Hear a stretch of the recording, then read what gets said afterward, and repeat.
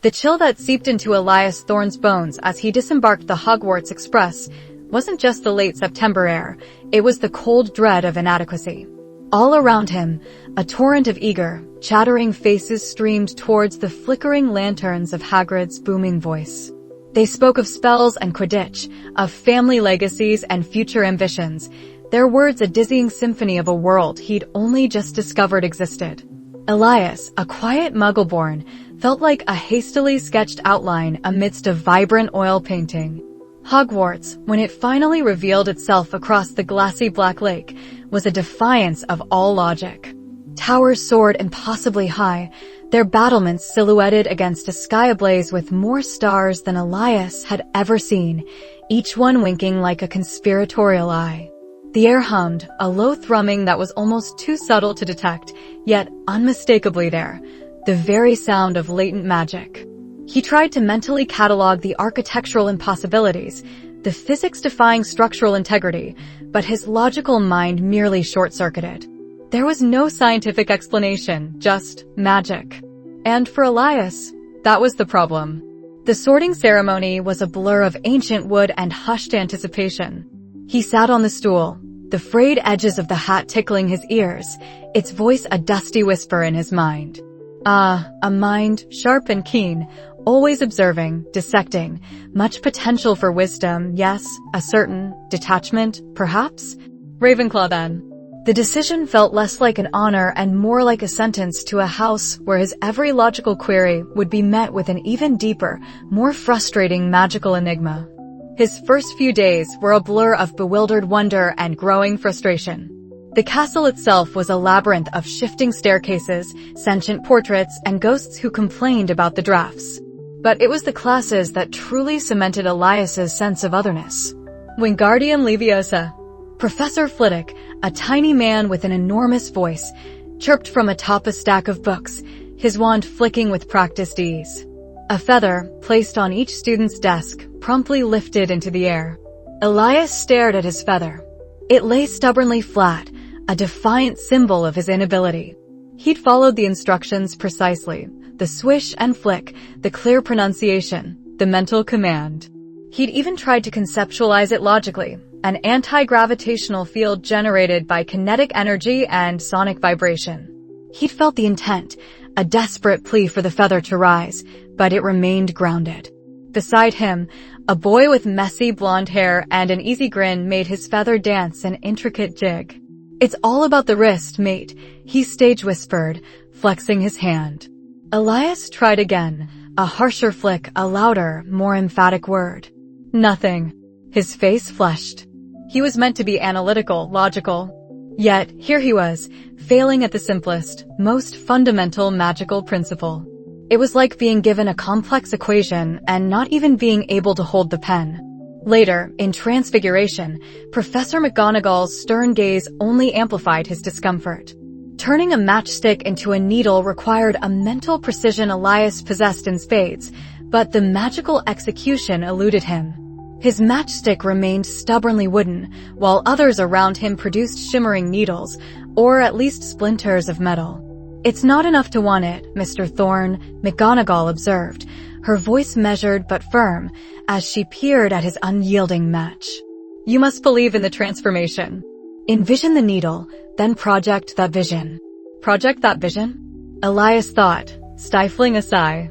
"How do you project a vision? Is there a psionic component? A specific neural pathway activation?" He felt like an engineer trying to fix a broken car, only to be told he needed to believe in the engine. The source of much of Elias's growing unease, ironically, was also the most fascinating part of his new world, Headmaster Stephen Strange. The man was an enigma, a walking paradox of ancient mysticism and modern intellect. He rarely carried a wand, yet his presence alone seemed to bend the air around him. When he spoke during assemblies, his voice was calm, yet it resonated with an authority that wasn't just academic. He moved with a dancer's grace, his hands often performing intricate, almost imperceptible gestures that Elias found himself unconsciously trying to mimic. Elias had first seen Strange properly during the welcoming feast. While other professors used minor magical flourishes, conjuring water goblets, illuminating platters of food, Strange merely looked at things. A flickering torch would steady its flame. A whispered argument between two older students would suddenly cease. Elias watched, utterly transfixed, as Strange's hands, devoid of a wand, occasionally twitched, tracing patterns in the air that only Elias seemed to notice. A golden, almost imperceptible energy would bloom around his fingers for a fraction of a second, then vanish. It wasn't a spell. It was something else entirely. It was manipulation. Pure, raw. "He's an odd one, isn't he?" a voice chirped beside him one evening in the Ravenclaw common room. Elias, lost in sketching a complex geometric pattern he'd seen Strange's hands make, jumped. Elara Vance, her wild, curly brown hair perpetually escaping its tie, peered over his shoulder. Her eyes, a startling shade of green, were sharp and inquisitive, missing nothing. She was another Muggleborn, the one who seemed to have adapted with an almost unsettling ease, finding fascination in every magical peculiarity. "Headmaster Strange, I mean," she clarified, settling into the armchair opposite him, a half-eaten treacle tart in one hand and a tome on ancient runes in the other. "Everyone says he was some brilliant Muggle surgeon before he became the headmaster. But look at him, he's like something out of an old myth." Elias nodded, grateful for the distraction. "His magic, it's different. Not like ours." He gestured vaguely towards his still damp practice parchment, littered with botched levitation charms. "He doesn't use incantations. No dramatic gestures. It's subtle." Elara hummed, taking a bite of her tart. "They say he spent years traveling after his accident, learning magic from forgotten corners of the world. Far beyond what they teach here. He doesn't just cast spells, Elias. He reweaves reality." She lowered her voice conspiratorially. "My grandmother used to tell me stories about wizards who could do more than just make things float. She called them sorcerers, people who understood the deeper currents." "Deeper currents?" Elias repeated, intrigued despite himself. This was the first time anyone had acknowledged what he felt, rather than dismissing it as a lack of focus. "Yeah," Elara said, wiping a crumb from her lip. "Like the world isn't just solid, but a tapestry. And some people learn how to tug on the threads. Strange feels like one of those people. He doesn't do magic, he is magic, in a way." Elias considered this. So, if traditional wand-based magic is like learning to operate a machine, he mused aloud, then what Strange does is understand the machine's fundamental principles? Design a better one. Elara's eyes lit up. "Exactly. Everyone else is just pressing buttons and hoping for a reaction. He seems to know why the buttons exist." Her words resonated deep within Elias. This was it. This was the logical framework he'd been searching for. The idea that magic wasn't just an arbitrary set of rules and incantations, but a deeper, understandable force. Yet, the thought only compounded his despair. If traditional magic was already an insurmountable wall, how was he ever to grasp something so profound, so cosmic? He spent the next few days in a perpetual state of inadequacy. Charms class remained a personal humiliation. Potions threatened to explode. History of magic was an exercise in futility. He was failing, spectacularly, at the very thing that was supposed to define his new life. The logical, analytical mind that had once been his greatest strength now felt like a curse, preventing him from simply believing, from simply doing. He was an alien, a spectator in a world he was meant to inhabit. One evening, after another particularly disheartening lesson in transfiguration where his matchstick had merely turned a faint shade of gray, Elias decided to clear his head with a walk. The stone corridors, usually bustling with students, were quiet, the only sounds the distant hoot of an owl and the soft crackle of torches. He wandered deeper into an older wing of the castle, an area less frequented by first years, feeling the familiar weight of self-doubt pressing down on him. He passed a faded tapestry depicting a knight fighting a griffin, the colors muted by centuries. His gaze was low, focused on the worn flagstones, when something caught his eye. A glint, a flicker. He stopped, raising his head. The tapestry. For a split second, the griffin's claws hadn't been on the knight's shield. They had been, phasing through it.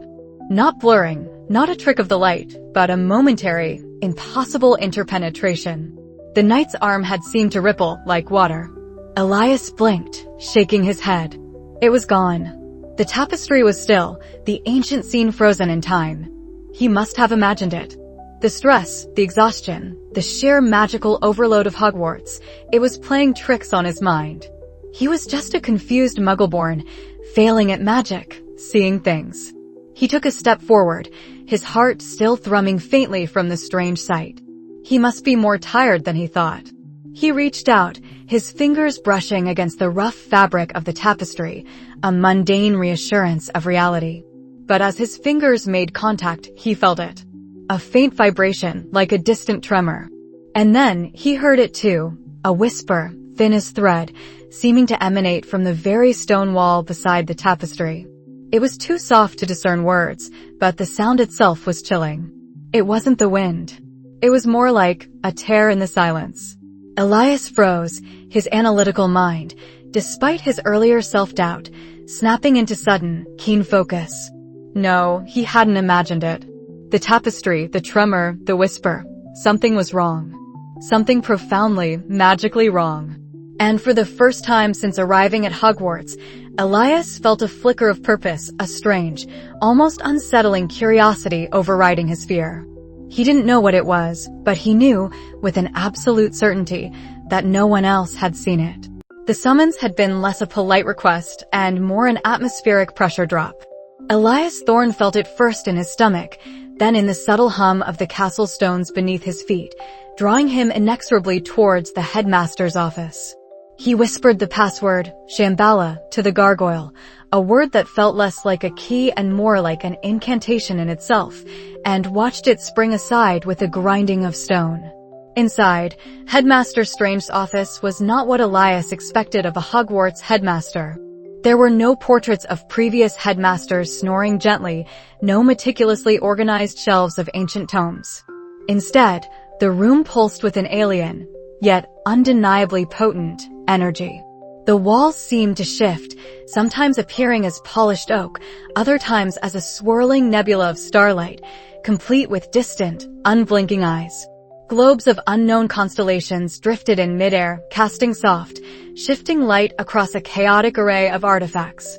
A staff topped with a glowing, multifaceted crystal leaned against a bookshelf filled not with books, but with what looked like petrified fragments of celestial bodies and scrolls written in languages Elias couldn't even begin to decipher. In the center of it all, Strange sat at a simple, unadorned desk, poring over a shimmering, almost liquid parchment. His usual stern expression was softened by a flicker of distant concern. He didn't look up immediately, allowing Elias to take in the room's bizarre grandeur. Elias's analytical mind whirred, attempting to categorize, to understand. He felt a profound sense of awe, but also a familiar twinge of inadequacy. How could he, a boy who struggled to make a feather float, ever hope to grasp the magic evident in this room? Finally, Strange looked up, his eyes, usually sharp and piercing, held a depth that seemed to encompass galaxies. Mr. Thorne, he said, his voice surprisingly soft, I trust your journey was enlightening. Elias just blinked. I was summoned, headmaster. Strange gave a faint, almost imperceptible smile. Indeed. A subtle summons, perhaps. Not everyone hears the castle's whispers. Sit. He gestured to a floating, cushion-like seat that shimmered with an inner light. Elias hesitated, then carefully lowered himself onto it. It felt surprisingly stable, almost as if it anticipated his weight. You observe, Mr. Thorne, Strange continued, his gaze drifting back to the shimmering parchment. A valuable trait. Tell me, what do you observe about reality? Elias swallowed. Reality, sir? It seems largely consistent. Strange chuckled, a dry, rustling sound. Largely consistent. An astute observation. But what of the inconsistencies? The aberrations? The moments when the fabric frays. He gestured vaguely towards a corner of the room where, for a fleeting second, Elias thought he saw the bookshelf behind Strange ripple, as if briefly submerged in water. Then it was gone. I've noticed things, Elias admitted, his voice barely a whisper. A staircase seeming to shift, a sound echoing in a way it shouldn't, a painting shimmering. Strange finally looked at him fully, a hint of something unreadable in his gaze. "And what do you make of these things, Mr. Thorne?" Elias hesitated, wrestling with the implications. "They defy the laws of physics, sir. Or at least, the laws I understand. They suggest instability. A kind of tear." A slow nod. A tear. An excellent metaphor. Magic, Mr. Thorne, is often about understanding the invisible threads that weave reality together. Sometimes those threads fray. Sometimes they are deliberately unraveled. Strange leaned back, a flicker of something resembling concern crossing his features. "You have a unique perspective, Elias. Do not let conventional wisdom blind you to what your senses truly perceive. Trust your intuition, even when it whispers of the impossible." With that cryptic advice, Strange dismissed him. Elias left the office feeling more confused than enlightened, yet also strangely invigorated. The headmaster hadn't offered a single spell, hadn't explained a single magical principle in a way Elias understood, yet his words had resonated in a new, unsettling way. The moment Elias stepped out into the familiar corridor, he noticed it again. The polished stone floor beneath his feet seemed to breathe for a fraction of a second, the pattern of the tiles subtly rearranging before snapping back into place. It was so fleeting, so minor, that anyone else would have dismissed it as an optical illusion or a trick of the light. But Elias had just been in Strange's office, had just heard Strange's words. He paid attention. Over the next few days, the inconsistencies became more frequent, more noticeable, even if still subtle.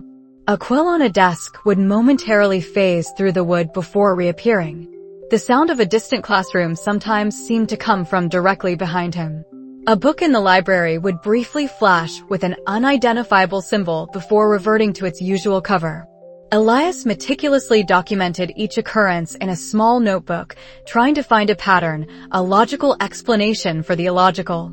He felt a growing unease, a gnawing certainty that something was profoundly wrong.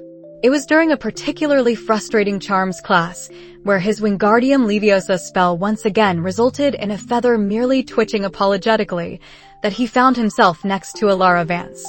She was attempting a particularly complex feather flotation charm, her brow furrowed in concentration, muttering under her breath. "You're trying to force it," Elias observed quietly, watching her wand tremble. "It's not about the strength of your will, but the precision. Like a fine instrument." Alara jumped, startled. "Elias, don't sneak up on me." She frowned at her stubbornly grounded feather. "Easy for you to say. Mine's still having an identity crisis." She then looked at his own inert feather. "Yours isn't exactly soaring either, though, is it?" "No," Elias admitted. "But I think I understand why. It's about how you perceive the feather, how you connect to its essence, not just the words." He paused, then leaned closer. "Have you noticed anything strange lately?"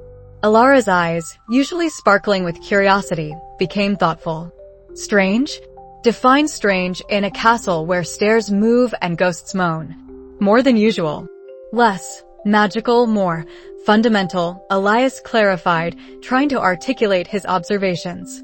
"Like the way the light flickered in the Great Hall this morning, not like a faulty lamp, but like the light itself was struggling to exist." Alara's expression shifted. "Oh, I thought I was imagining things. Yesterday, the reflection in the stained glass window of the Transfiguration corridor, it was distorted.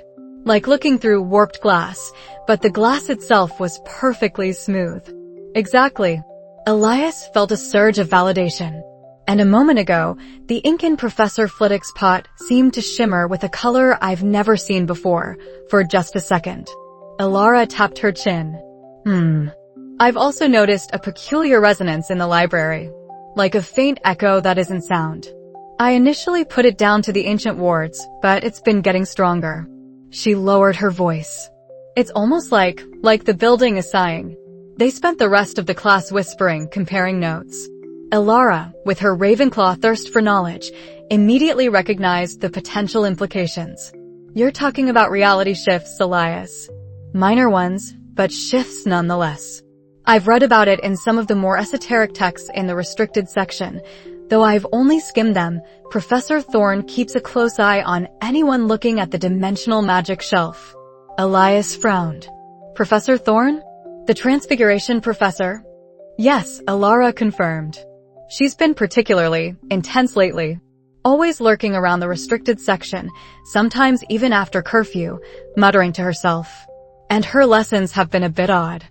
She usually focuses on precise transformations, but lately, she's been emphasizing the malleability of form and the interconnectedness of all things in a way that feels different.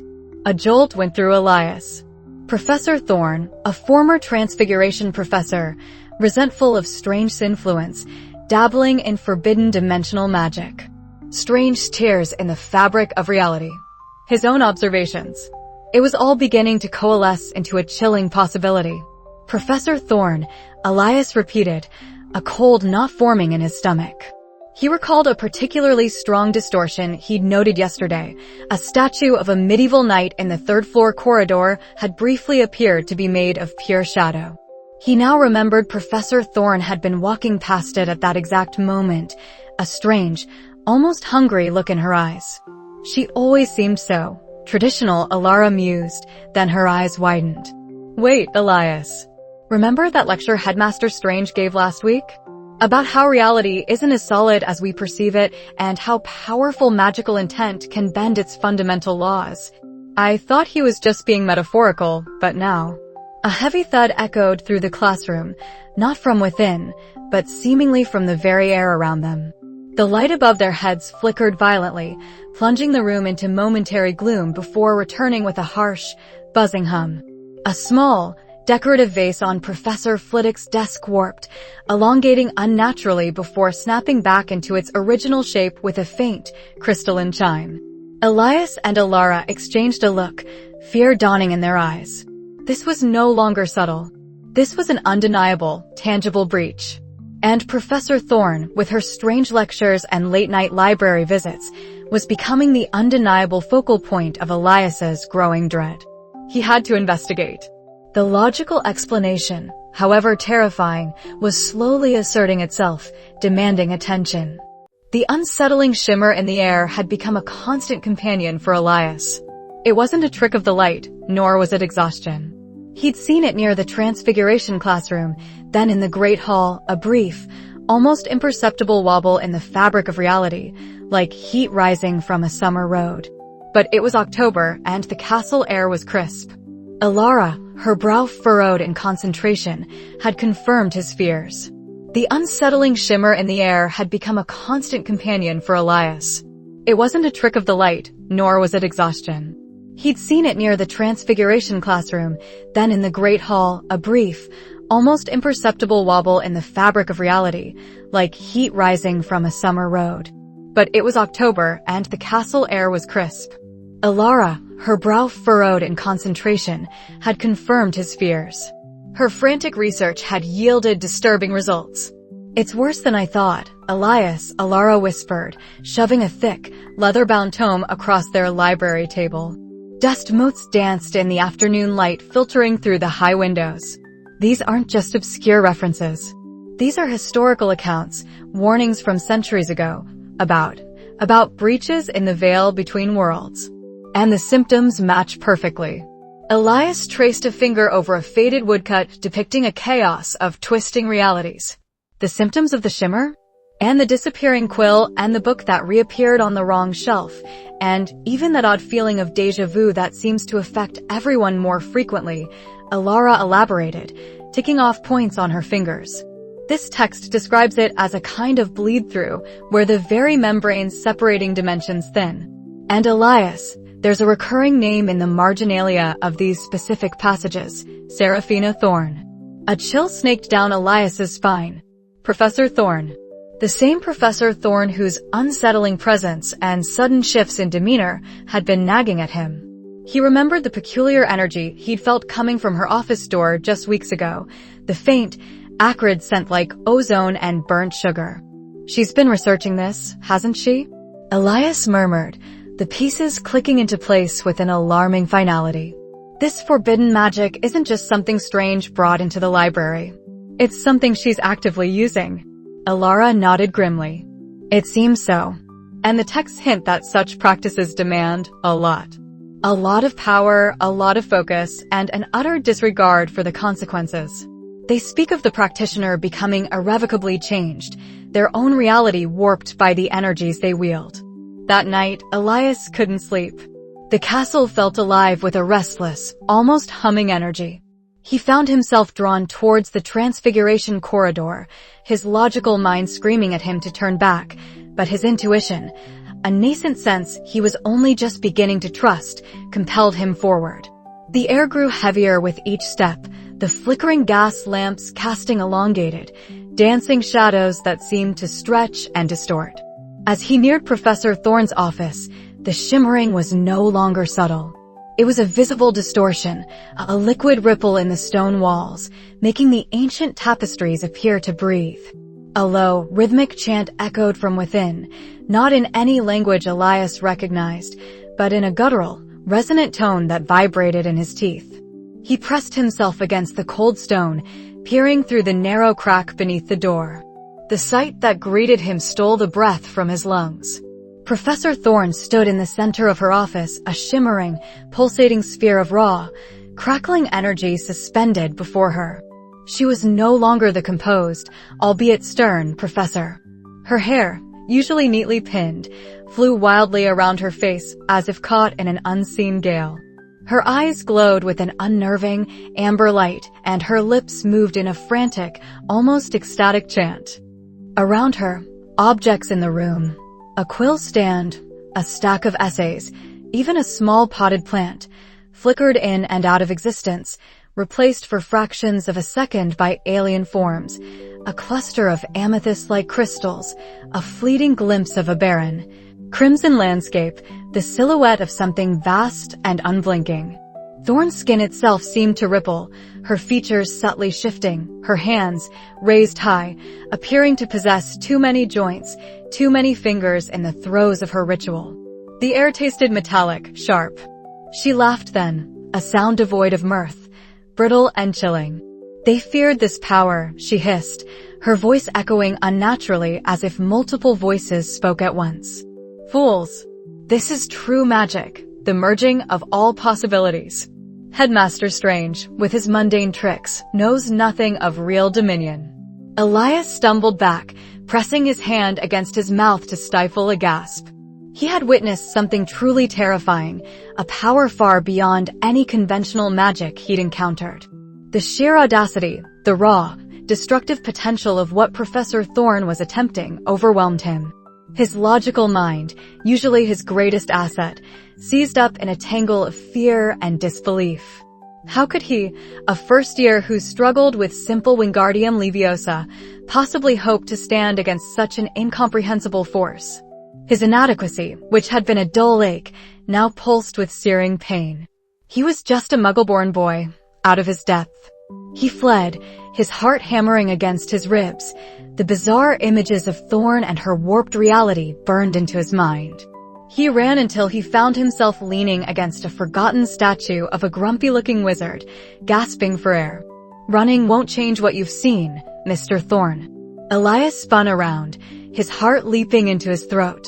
Headmaster Strange stood there, seemingly materializing from the shadows.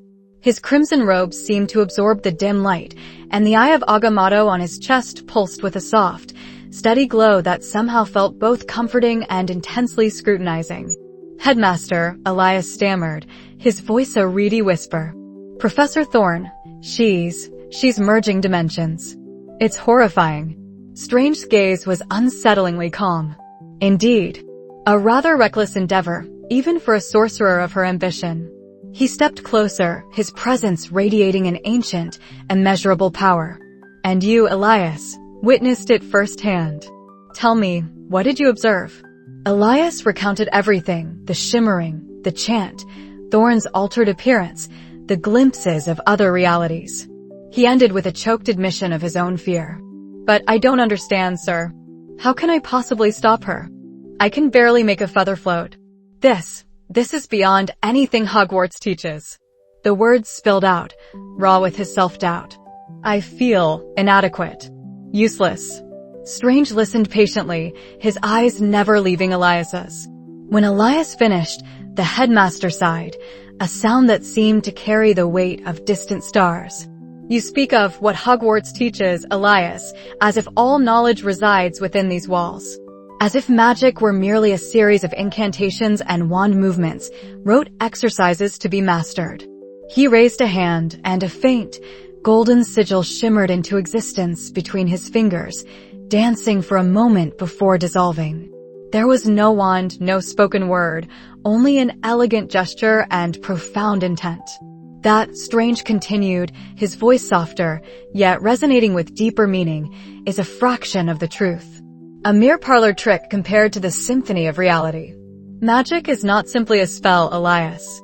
It is the understanding that reality itself is malleable. That intention, reinforced by profound willpower and insight, can reshape the very fabric of existence. Elias stared, bewildered. But how do you do that without a wand? Without words? The wand is a focus, a conduit for intent, Strange explained. The words are anchors, mnemonic devices to solidify your will.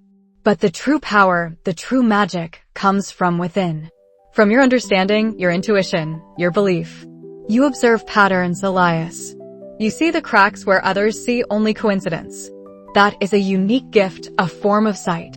He paused, stepping closer until Elias could feel the subtle energy radiating from him. But observing is not enough. You must learn to trust your intuition. To understand that the logic you prize so highly is but one lens through which to view the universe. The esoteric, the abstract, the seemingly impossible, these are also governed by their own profound, if hidden, logic. Thorn is manipulating these deeper currents, but she misunderstands their true nature, seeking control where only harmony can exist. Strange's gaze sharpened, piercing through Elias's anxieties. You say you are useless? I say you are blind. Blinded by the conventional, by your own self-doubt. The wand is not the magic, Elias. You are the magic. Your will, your perception, your insight. Thorn is unraveling the tapestry of reality. To stop her, you must learn to see the threads she is pulling, and then, with unwavering conviction, weave them back together. He pointed a finger, not at Elias, but at a distant, unseeable point beyond the castle walls.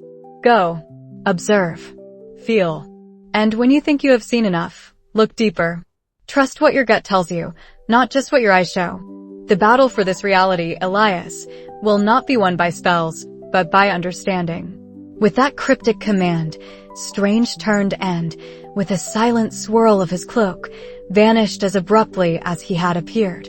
Elias was left alone, the weight of Strange's words pressing down on him. You're the magic. It was an impossible concept for his logical mind to fully grasp, yet a flicker of something resonated within him. He had always tried to understand the how and why of things. Perhaps magic was simply the ultimate how and why, operating on principles far grander than he had ever imagined. He looked back towards Professor Thorn's office, the faint, unnatural hum still palpable in the air. The reality distortions were more frequent now, not just confined to her office, but bleeding into the corridor itself. A section of the wall briefly dissolved into a swirling vortex of color, then snapped back, leaving a faintly scorched mark. Thorn's power was escalating rapidly. Strange had challenged him, not with a lesson, but with a philosophy, a demand for a paradigm shift. Elias didn't know how to wield this new, abstract magic, but he knew one thing. Thorn was a clear and present danger. And if Strange truly believed Elias could do something, then he had to try. He had to learn to trust the logic of the inexplicable. The fate of his world, perhaps even more, suddenly rested on the shoulders of a boy who couldn't even cast a proper lumos. And Professor Thorn, emboldened by her growing power, was about to tear the world apart. The air in Hogwarts had been growing thick for days, heavy with an unnatural stillness that hummed beneath the skin. Now, that stillness shattered. Elias felt it first as a tremor in his teeth, a high-frequency vibration that rattled through the stone walls of the Great Hall as he sat at the Ravenclaw table, trying to make sense of a charms essay. Suddenly, a plate of treacle tart on the table shimmered, becoming momentarily translucent before snapping back to solid existence. Across from him, Alara Vance gasped, pointing. "Did you see that?" Before Elias could answer, the very structure of the Great Hall began to warp. A section of the stone wall near the entrance rippled like water, distorting the tapestries hanging there into impossible, elongated smears of color.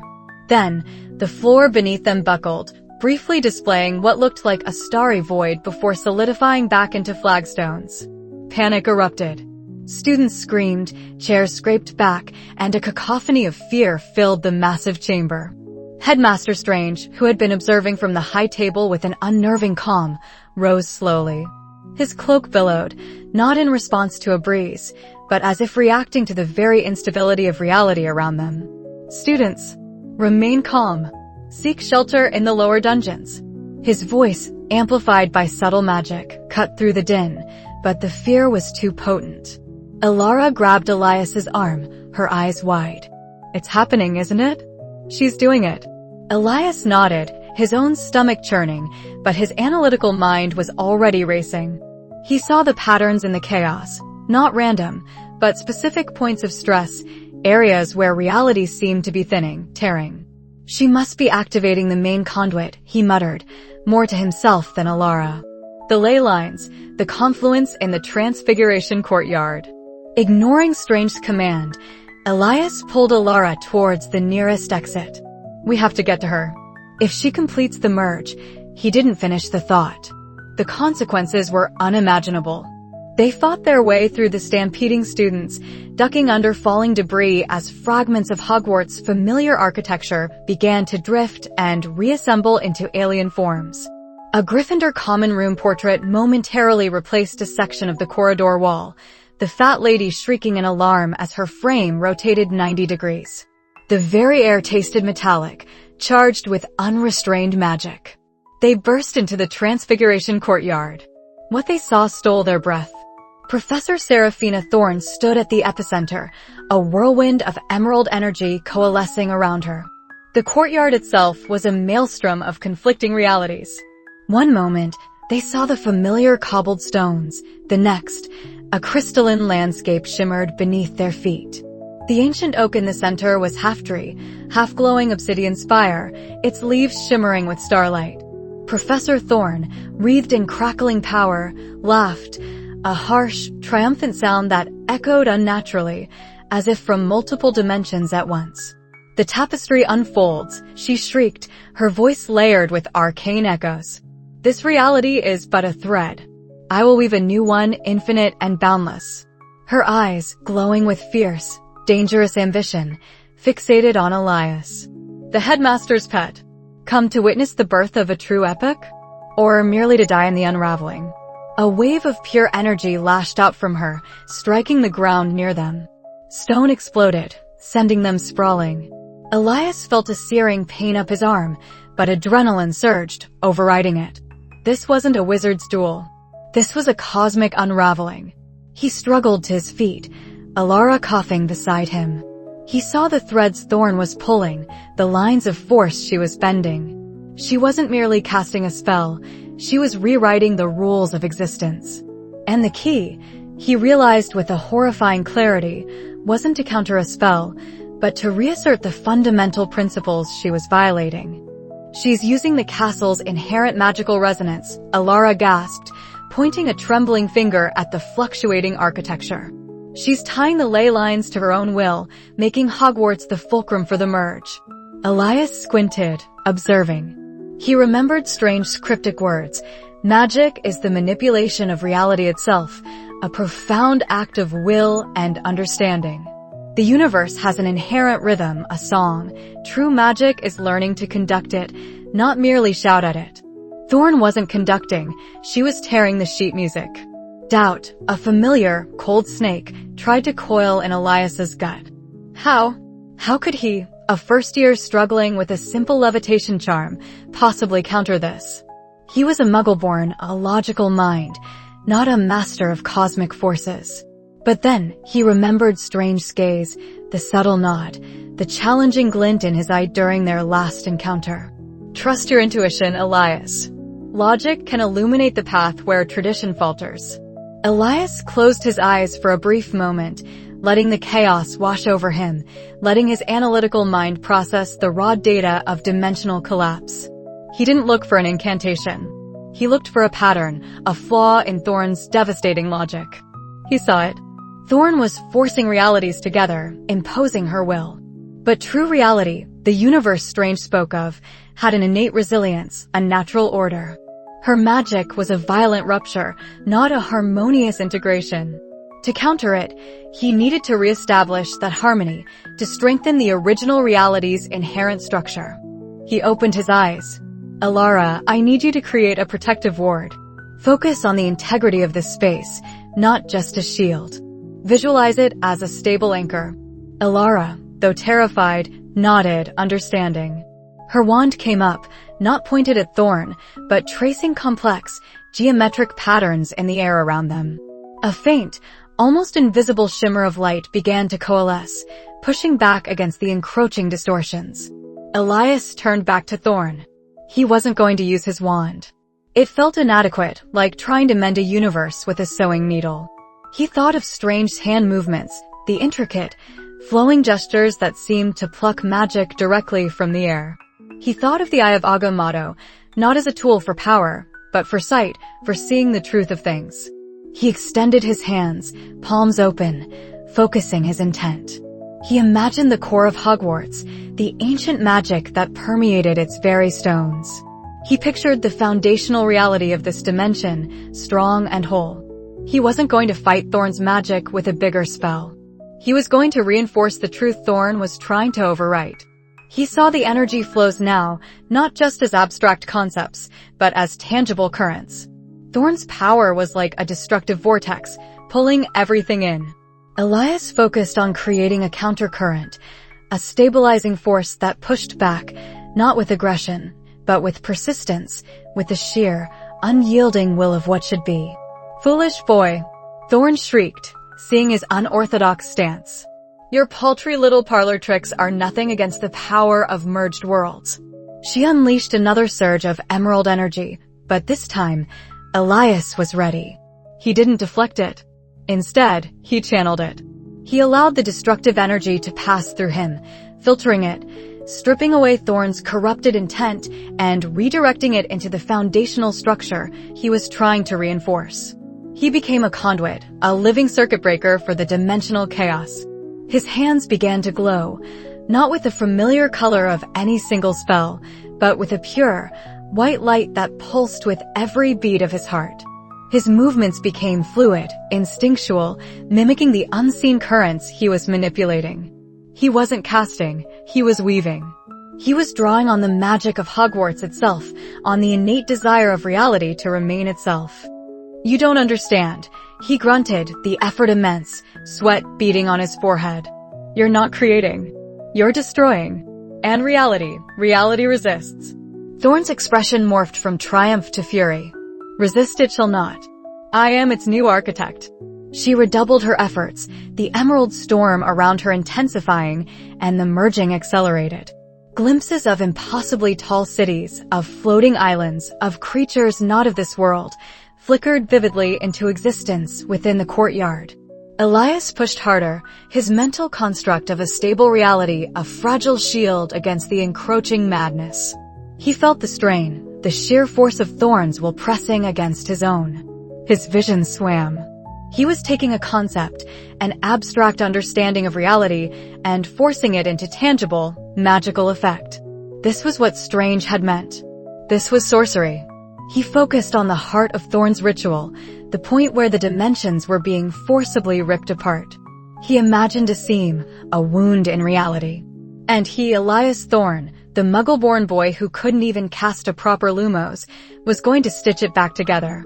He pushed his will, his understanding, his entire being into the white light radiating from his hands, feeling the very fabric of existence hum in response. He was closing the breach, thread by painful thread. The courtyard, a maelstrom just moments ago, began to stabilize in certain areas, pushing back the foreign realities, creating pockets of stillness amidst the chaos. Thorn roared in frustration, her emerald energy flaring erratically. Elias was fighting her not with spells, but with the very essence of what magic truly was, the deep understanding and audacious will to reshape existence. The fight for Hogwarts, for their reality, had truly begun. The air in the Chamber of Whispers didn't just vibrate, it shrieked. Tendrils of raw, unformed reality lashed out from the ever-widening fissure, tearing at the ancient stone and coalescing into grotesque, shifting forms. Professor Thorn, at the heart of the maelstrom, was no longer merely human. Her silhouette flickered, expanding and contracting, her features warping with an almost triumphant madness as she poured the last of her corrupted will into the Nexus. Foolish child, her voice boomed, layered with an unsettling chorus of alien whispers, you cannot comprehend the power I wield. The tapestry of existence bends to my will. Elias stood firm, though every instinct screamed at him to flee.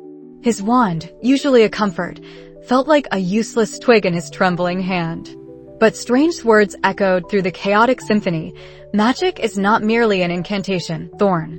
It is an understanding. A projection of will, shaped by knowledge. And Alara, gripping his arm with surprising strength, a beacon of resolute courage in her wide, intelligent eyes. You can do it, Elias. Think like Strange. He closed his eyes for a split second, cutting out the visual pandemonium, and focused. Not on an incantation, not on a flick of the wrist. He focused on the patterns. The way Thorn's ritual warped space, not randomly, but through specific points of energetic intersection. He saw the logic in the chaos, a complex mathematical equation of spatial distortion and temporal flux. Thorn sought to merge dimensions. He needed to separate them. Reopening his eyes, Elias ignored his wand. He raised his hands, palms outward, mirroring the headmaster's familiar gestures. He visualized the chamber not as solid stone, but as a nexus of energy, a point in a grand cosmic web. He felt the interdimensional fabric, stretched taut and tearing like fragile silk. He recalled the geometric pattern Strange had once conjured during a bizarre meditation session. Circles, triangles, lines of force. He began to draw them in the air with his mental focus, manifesting them with a potent surge of pure, unadulterated will. Golden energy, stark against the sickly green and purple of Thorn's tearing reality, streamed from his fingertips. It wasn't a spell, not in the traditional sense. It was a projection of his understanding, a silent command to the very fabric of existence. He felt the strain, a burning pressure behind his eyes and in his chest, as if he were trying to contain a supernova. But the doubt was gone, replaced by a fierce, cold clarity. He was an architect of reality, using his analytical mind to build a barrier. The golden light solidified into shimmering, intricate runes that spun in a complex, three-dimensional lattice between Elias and the breach. It was a counterstructure designed not to destroy, but to stabilize. Thorn's merging energy slammed against Elias's construct, and the chamber buckled. Dust rained from the ceiling, and the whispers intensified, now laced with an infuriated shriek. Impossible. You're just a child. You know nothing of true power. Thorn raged, hurling bolts of raw, unstable magic. Alara, ever quick-thinking, snatched a discarded ceremonial dagger from a nearby pedestal. With a yell, she hurled it not at Thorn, but at a delicate crystalline focus embedded in the professor's elaborate ritual circle. The crystal shattered, momentarily disrupting the flow of Thorn's power. That momentary flicker was all Elias needed. He pushed harder, focusing every ounce of his burgeoning power on the breach. The golden lattice pulsed, expanding, pushing back against the encroaching chaos. He wasn't casting a spell. He was willing the universe to adhere to its proper order. He saw the shimmering edges of the breach begin to contract, slowly, agonizingly, like a wound closing. Thorn shrieked again, a sound of pure agony and impotent rage as she felt her grasp on ultimate power slipping away. Her form flickered more violently, her energy draining back into the closing rift. The corrupted magic, which had bloated her with illusory power, now consumed her. She withered, her face contorting in a mask of despair, her body shrinking back to its human proportions as the dimension-splitting energy retreated. With a final, deafening crack, the breach snapped shut. The alien whispers died, replaced by a profound, ringing silence. The chaotic energies dissipated, leaving only the faint scent of ozone and burnt magic. Professor Thorne crumpled to the floor, unconscious, surrounded by the remnants of her catastrophic ambition. Her face was pale, eyes sunken, looking like a frail, old woman, drained of every ounce of power and pride. Elias gasped, his knees buckling. He caught himself on Alara, whose face was a mixture of awe and relief. "You did it, Elias," she whispered, her voice thick with emotion. "You actually did it." Just then, a portal of swirling orange sparks blossomed silently in the corner of the chamber. Headmaster Stephen Strange stepped through, his expression unreadable as he surveyed the scene. His eyes lingered on the unconscious form of Professor Thorne, then on the perfectly sealed, though visibly stressed, wall where the breach had been. Finally, his gaze settled on Elias. Strange didn't smile, didn't offer a word of praise. He simply walked over to Elias, his dark cloak swirling around him. He studied Elias's trembling hands, the faint golden residual energy still clinging to them, and the exhaustion etched on his face. Then, with a slow, deliberate movement, he nodded. It was a small gesture, but to Elias, it felt like the weight of the world had been lifted. "You demonstrated comprehension," Thorne, Strange said, his voice quiet, yet resonant. "Not just of incantations, but of the fundamental forces at play. You saw the structure in the chaos, and you willed reality to conform." He paused, his gaze meeting Elias's. "You have begun to understand." The words weren't effusive, but they were more meaningful than any accolade. They were validation. Elias had done it. Not by imitating, not by struggling with traditional spells, but by being himself. He had seen the patterns, applied his logic, and projected his will, forging a path that was uniquely his own. A wave of calm washed over Elias, settling deep within his bones. The self-doubt, which had plagued him since his first failed spell, was finally gone. He looked at Strange, not with intimidation, but with a newfound respect and a sense of belonging. He had found his place, not as an apprentice to Strange, but as a sorcerer in his own right, guided by principles that resonated with his analytical mind. Strange then turned his attention to Thorne. With a gesture, a shimmering, translucent cage of golden energy materialized around the unconscious professor, sealing her away. Professor Thorne will be dealt with. Her understanding of dimensional magic, though flawed and corrupted, poses a significant risk. He looked back at Elias and Alara. This incident will be contained, its true nature known only to a select few. The school requires stability, not panic. Alara nodded gravely. "We understand, Headmaster." As Strange moved to attend to Thorne, Elias felt a strange sense of clarity. The Hogwarts he now inhabited was larger, stranger, more interconnected than he had ever imagined. The world wasn't just about wands and spellbooks. It was about cosmic energies, interdimensional threats, and the infinite possibilities of a mind capable of shaping reality. He had only just scratched the surface, but he was no longer afraid. He was ready. He looked at Alara, a faint smile touching his lips. I finally get it." Alara returned his smile, a warmth in her eyes that dispelled the last vestiges of the chamber's chill. "I knew you would, Elias. You just needed to see it your way." The following days brought a quiet return to normalcy, or at least Hogwarts' version of it. Professor Thorne was gone, her absence explained away as an unexpected sabbatical due to extreme magical fatigue. Elias and Alara exchanged knowing glances, a shared secret solidifying their bond. Elias still found traditional spellcasting challenging, but the frustration was replaced by a detached interest, an analytical desire to understand the underlying mechanics rather than just memorizing movements. He began to see magic everywhere, in the way light bent around a prism, in the unseen currents of energy that hummed beneath the castle, in the very fabric of reality that had once seemed so mundane. His unique perspective was no longer a burden but a superpower. One evening, A few weeks after the incident, Elias was in the library, poring over a dusty tome on ancient runes that promised to reveal the geometry of creation. A small, nondescript package appeared on the table beside him, seemingly out of thin air. It was a simple, unmarked wooden box. Curious, Elias opened it. Inside, nestled on a bed of velvet, was a small, intricately carved silver pendant. It depicted a swirling, golden galaxy, with a single, emerald eye at its center, unmistakably, a stylized Eye of Aga motto. There was no note, no sender. But Elias knew. It wasn't a gift of power, he realized. It was a recognition.